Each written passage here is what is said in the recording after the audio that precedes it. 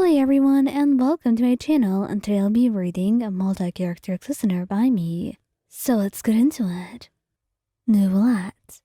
Neuvillette would not really partake in truth or dare games, but as he was gathered here with his friends, primarily Farina and Clarence, they told him that he had to join them, or else they would be really upset and think he was acting all high and mighty, which is not really what he was trying to do here. And since he didn't want to make his dear friends upset, he decided to partake in this game. But it felt rather dangerous considering you were here as well. He didn't want to be asked a question that he wouldn't want to answer. And lying was not a thing that Neuvillette even knew how to do. It was not a thing that he would ever do. So, when he tried to pick dare, and hoped that it would be a lot easier than lying, he did not expect Navia to dare him to kiss you. What? But we never said we'd be doing this. And we never said we wouldn't. Come on, you can go ahead and do it. I just... Oh, come on. Neuvillette, are you not going to do that? Seriously, way to make a game boring, Farina said. And he felt like he had no choice, really. He blushed, went over to you, then held your hands. Wyan, do you consent? You laughed softly and nodded, blushing brightly. It was rather silly to see him being so serious in this moment. The two of you were close friends, but you've never kissed, and he didn't know what you would think of this. But as soon as your lips touched, it felt like there was something magical going on between you two. Something that should have been happening way, way before, and maybe it was, and only now did you just get to experience it. But, well, for now, you just knew that a lot of your future was going to be intertwined in a way you never imagined. And all of that was due to a silly truth or dare game that brought you closer than you would have ever guessed. Ryley. Ryley is actually not really a fan of doing such things and playing games that were rather dangerous in their nature, because he would never want to lose a truth or dare game.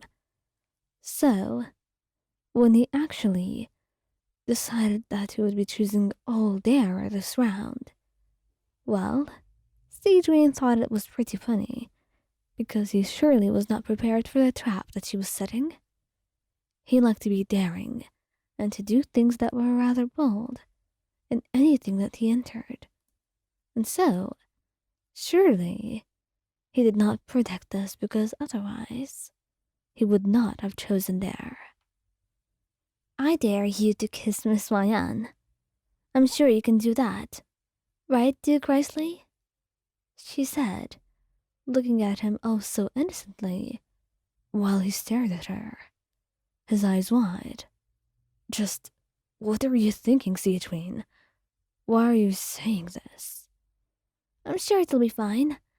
Right, Wyan? You wouldn't mind? Not really. I mean, if he wants to, you say, blushing brightly.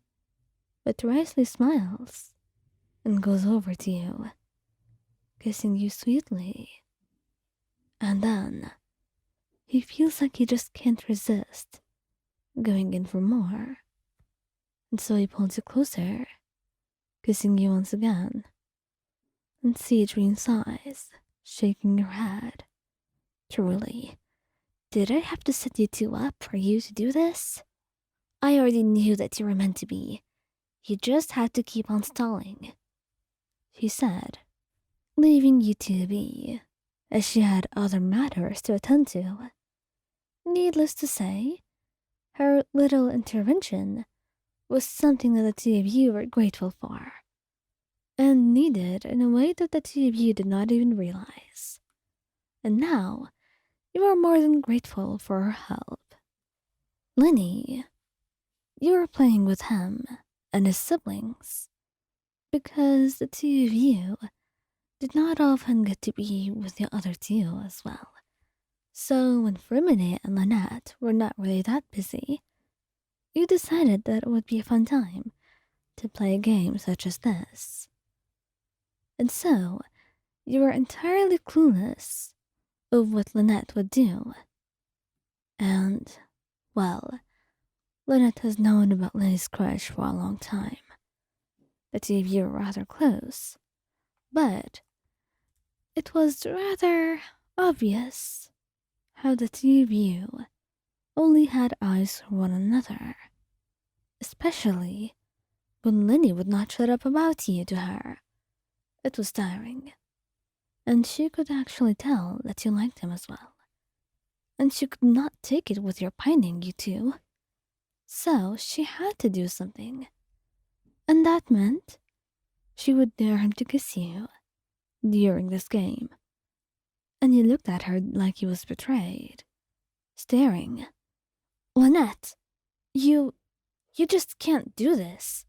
This can't be a part of the game. Well, I said it can. Fermine, do you disagree? No, I don't really. I think you're right, Lynette, he says, as she glared at him, and he understood that she really needed this to work. And so, shyly, he looked at you. Well, Lion, would you be open to the idea of us kissing? Of course, Lenny, if you want. You say shyly. You're quite nervous about this, your heart beating loudly within your chest. But then as soon as he kisses you, the world melts away into nothingness, as if this is the most important event in the world. And so you kiss him back, pulling him close and closing your eyes. Meanwhile, Lynette makes it her own job to cover Fermine's eyes, sighing softly to herself. Well, I could actually tell that the two of you liked each other for a while now. I'm not sure when you were going to notice, but it felt like you had to do something about it, she said. And Lyney looked at her, blushing, while you laughed softly, wrapping your arms around him and burying your face into his neck.